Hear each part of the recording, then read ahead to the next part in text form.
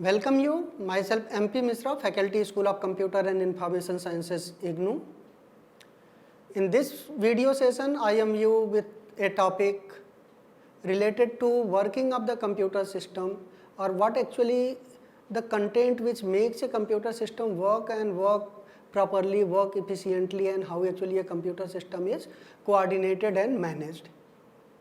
As in the previous video we discussed about the basic components of the computer system, we touched upon in that particular discussion about the CPU, that is the central processing unit.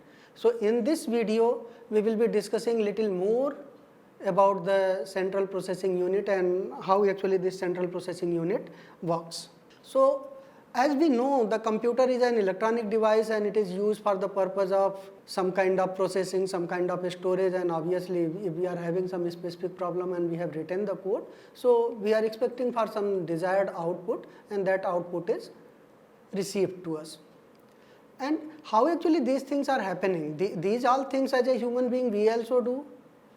If we need some data, we take from some outside agency. If we need to work on that particular data, our brain work on that particular data, it process it on the basis of certain assumptions, on the basis of certain requirement of treatment on that particular data, and obviously once that particular data is processed, some result comes, and on the basis of that we take several decisions in our daily life.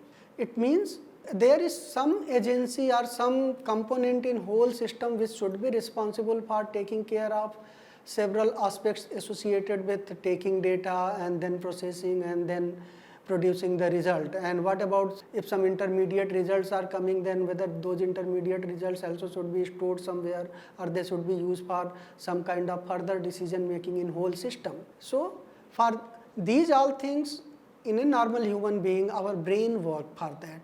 But in computer science or in computer system, if we talk about what actually a brain-like thing is, so we can give an analogy of brain of human body to a CPU.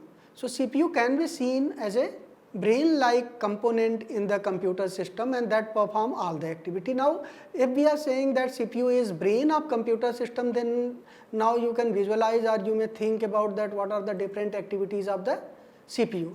It means almost all the controlling activity, almost all the processing activities are now responsibility of the CPU, because as our brain do, it take care of all the body component, it controls all the activities of all the body components, and it also takes some input from the external agencies, and it process on the basis of a specific context or the question around which that particular input is taken, and then process it.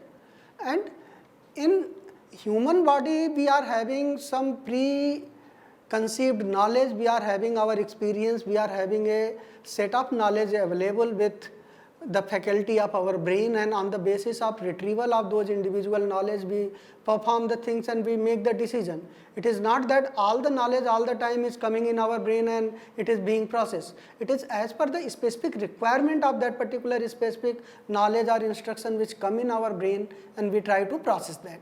Similarly, in computer system also, you might think computer system like it is having a repository of so many things, so many softwares are stored in that particular or installed in that particular machine, but at a time if you are working on a specific software, that software should be loaded somewhere to the memory, and that particular memory is the main memory, and for that we will be discussing little detail in the coming sessions or in coming videos in next week. So CPU is also like that. Whenever the requirement of execution of a specific program is there, that particular specific program is loaded in the main memory. From there the CPU take those specific instructions or control operations, and on the basis of that it performs those things.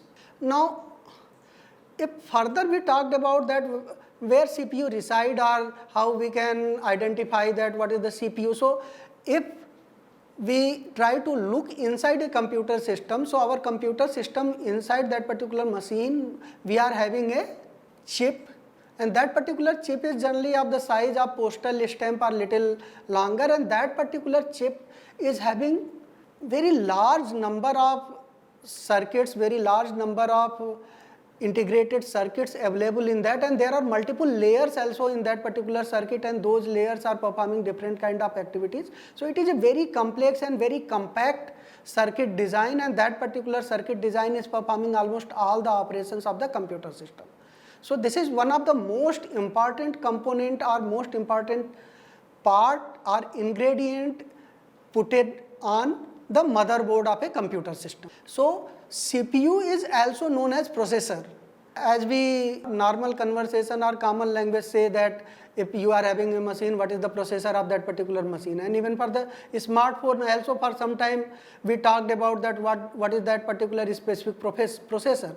So CPU is also termed as processor, and the job of the processor is to perform different kind of processing activity, and the quality of the machine or quality of the computer system or the capacity of the computer system depend on the capacity of the processor, and capacity generally we observe that what is the actually speed of the processing of that particular processor, and that speed is measured in terms of the megahertz, and it is represented in terms of 1 megahertz means 1 million instruction cycle per cycle, or per second 1 million instructions are being performed. So if a machine is having capacity to execute, let us say 300 megahertz, or it is of that capacity, it means that particular processor is having capability to process 3 million cycle per second. It means it may be some instructions need more than one cycle. So in that way, around 3 million instructions you are processing, or some less instructions if one instruction is having more than one cycle involved in that to perform the operation. So you can think about if you are having a very large capacity processor, so that processor provide you lot of capacity or lot of support to process the complex application or larger application. If you are talking about some, let us say a large distributed system like banking system is being managed, so the server or the machine which are having those CPUs, those different CPUs are performing on very large scale or on very large speed, then only they are matching with the specific requirement of that particular system. Similarly, for the scientific application, or you take some military application and other some real-time application like navigation system, or if you are talking about management of the traffic system. So these all critical systems are having very fast capacity CPU, and even the term supercomputer come, it means supercomputers are having very large number of CPU, and all those CPUs are having large capacity, and their processing speed is much higher. And if we talk about the very basic working of the CPU, so we can say that CPU read the instructions, then execute those instructions, perform calculations, perform some kind of decision making or logical operations. So main CPU can be seen as, or the main responsibility of the CPU can be seen as to read the instruction, and on the basis of that either perform some calculation, whether it is arithmetic calculation or logical calculation, or some kind of control activity. That control activity may be that reading data from the secondary storage device, storing data to the secondary storage device, similarly managing input output devices. So these all things can be taken care by the CPU. It also handles the information from one part of the computer to another part. It means communicating information from one section to another section, or from one component to another component is also managed by the CPU.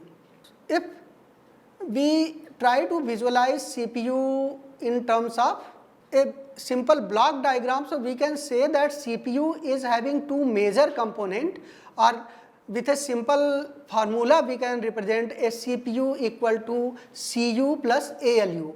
CU is the control unit of the CPU which is responsible for controlling the different activities, and ALU is the component of the CPU which is responsible for performing all the arithmetical and logical operations. And obviously one attached component is also there, that is not part of the CPU, that is the primary memory or main memory, and all the instructions and data is basically transferred from the secondary memory to primary memory, and from that primary memory CPU try to read that particular, and if there is some speed mismatch, some other kind of faster memories are also used, like some special registers or some cache memory, and that help to match the data availability and the speed of the communication of the CPU. So now you can think CPU as a very capable and very fast processing component of the computer system.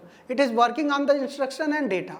But if our data is not provided with that particular specific speed to the CPU, so there will be a mismatch. That's why majority of the time it is reported or it found that the computer system is not fully utilized, because different devices which are being used in the computer system, especially the storage devices, they are not matching the speed of the processing unit or the processor. That's why there is a lag between the availability of the data and the processing capability. Processing is always having higher capability and capacity, but data is not available, so obviously the utilization of CPU cannot be reached towards the 100%. It is very, very difficult to reach 100% utilization of the CPU. And broadly, if we list the main function of the CPU, so we can list that particular in a way that it reads the input as per the direction of the control unit, as control unit is responsible for managing the different devices like input device, output device, storage device. And once it is read, so that particular instruction either will be some kind of controlling or performing different kind of decision making instructions, or it may be some kind of arithmetic instructions. So if it is arithmetical operation instruction, then control unit transfer that particular arithmetical operation activity to the ALU, and ALU perform that particular arithmetical operation. If some kind of decision making operation is there, then obviously that particular also will be transferred to the ALU, because control unit don't perform any type of calculation. Its responsibility is to control the activities.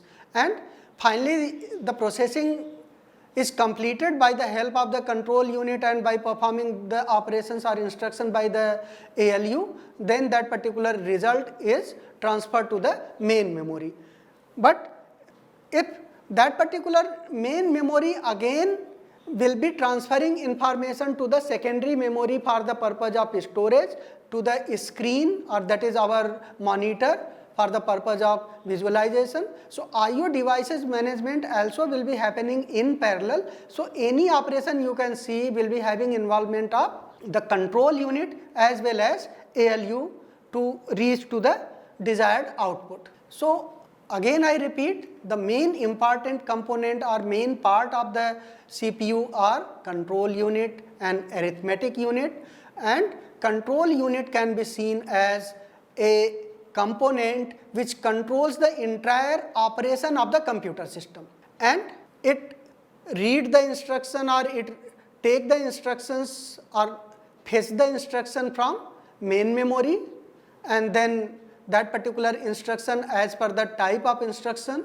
are executed either by the control unit or it is transferred to the ALU to perform the operation, and processing is done on the basis of that particular set of instructions. Also, the control unit can be seen as a nervous system of whole operation of a computer system. As we said that if our CPU is brain, so the control unit is a nervous system which is, now you can think that is controlling all the activities of the system, and our ALU is the processing system which is processing what kind of activities? Mainly two kind of activity. One is the arithmetical operational activities, another is the logical operational activities. If we talk about arithmetical operation activities, so we can say that all the arithmetical operation, whether it is multiplication, division, addition, subtraction, and these all operation on different type of data. Different type of data means the data may be a whole number, that is the integer, or it may be a floating point number. So floating point operation or normal integer operation, those all arithmetical operations are performed by the ALU, and control unit manage and decide that what kind of operation will be managed by the CU, managed by the control unit, or what kind of operation will be transferred to the ALU to perform the operations. Now, If we look further about the working of the control unit, so control unit is basically performing two operations. One is it is fetching the data or instruction. Fetch means it is reading the data and instruction from the main memory, and it is keeping those things to the specific registers which are specifically designed for different activities, and then it is decoding those instructions. And once those instructions are decoded, on the basis of that the control unit decide that which particular section will be performing the operation, or control of activity should be given to which section, whether the input device should be given control to provide some kind of input, or the control should be given to the output device to display some information on the screen, or if some kind of processing activity like arithmetical or logical operations are there, that should be given to the ALU. And the control unit manages all these activities on the basis of a specific counter that is known as program counter. Basically, program counter is a kind of pointing mechanism which manages that if one specific operation is being performed, let us say at moment, then what instruction will be performed in the next moment, that is managed with the help of program counter. So basically, program counter is helping to find out the next instruction which to be executed in the queue. So it is managing the sequence of instruction to be performed with the help of the control unit operation. So this is one of the most important component of the control unit, that is the program instruction. And as I mentioned that this fetch and decode, this fetch and decode operation is known as fetch and execute also in combination. Fetch means reading the data from the memory, and execute means then decoding that specific data. If I am saying data here, data means whatsoever has been loaded in the memory, that is some data, and that data may be of two types. One may be it is instruction, second may be it is data for the purpose of operation. So those things are loaded in the main memory, and from there those things are decoded, and on the basis of the specific code written and instruction written, it is perform the operation on the basis of that. So control unit is having mechanism to manage the IO devices. It is having mechanism to manage the sending the result to the specific output devices, or getting some intermediate result, and then how that particular intermediate result will be managed. And instruction register is used for performing different kind of operations, that is decided on the basis of that how actually the activities will be performed, which is given in terms of certain instruction in the program or in the application. So instruction register contain the current instruction which is going to be executed from the primary memory, or basically instruction register read the next instruction to be executed from the primary memory, and then it decide that what kind of instruction to be executed on the basis of the specific circuit or the availability of the specific instruction provided. And as I mentioned that program counter contain the next instruction which is going to be executed in the sequence, and specialized electronic circuit is used for the purpose of controlling the specific unit design for the purpose of fetching the instruction and then decoding those particular instruction, and then performing the operation and managing the intermediate results. And when that particular intermediate result is converting into final result, then that particular final result should be either displayed to the output device, or it should be sent to the storage unit, that is also managed by the control unit. And as I discussed, ALU, the job of the ALU is to perform the calculations or operations, and those particular operations belong to two categories. One is the arithmetic operation, another is the relational operation, and that relational operation may be some kind of comparison, whether equal to, greater than, less than, and these all operations are pre-decided on the basis of the program code written for the specific application solution. And by execution of those individual instructions in a given sequence or in a given conditional situation, the result is arrived. It means it's totally depend on how actually the instructions are written, and on the basis of that only those instructions are decoded and executed and final result is reached. Now, if we take a very simple example of adding two numbers, let us say, if we are having two numbers and we have to add that particular two number, obviously those two numbers should be read first, then that particular should be stored in a result, and once that particular result is there, that result should be transferred to some output unit, or it should be transferred to some secondary storage device to permanently store that particular result. So, in that context, it can be seen that in first step, what operation CPU will perform? CPU will move the total instruction. That total instruction is what? Read two numbers, then add the result of those two numbers, and then store that particular result in somewhere in third number or third variable, and then finally either display that particular result to some output device or store that particular result in permanent storage. So, in that way, in the first step, the whole instruction will be read, and that whole instruction is the reading of two number, reading of the instruction for adding those two numbers. So, these all things will be loaded in the main memory. From main memory, then control unit will load those things in the specific registers, and on the basis of that it will decode those instructions available, and on the basis of that it will perform the operation, and finally result will be displayed. So, in that way we can say that the control unit is one of the key component of performing all the operations, because it is responsible for fetching the instructions from main memory, whether it is data or whether it is some kind of program code.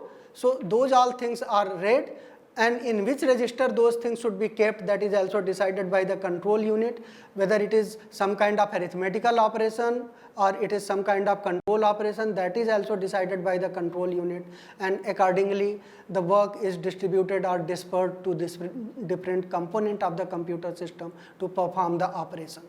So, here with this I conclude this session. In next video you will be learning more about the storage devices and related concepts, and wish you a happy learning.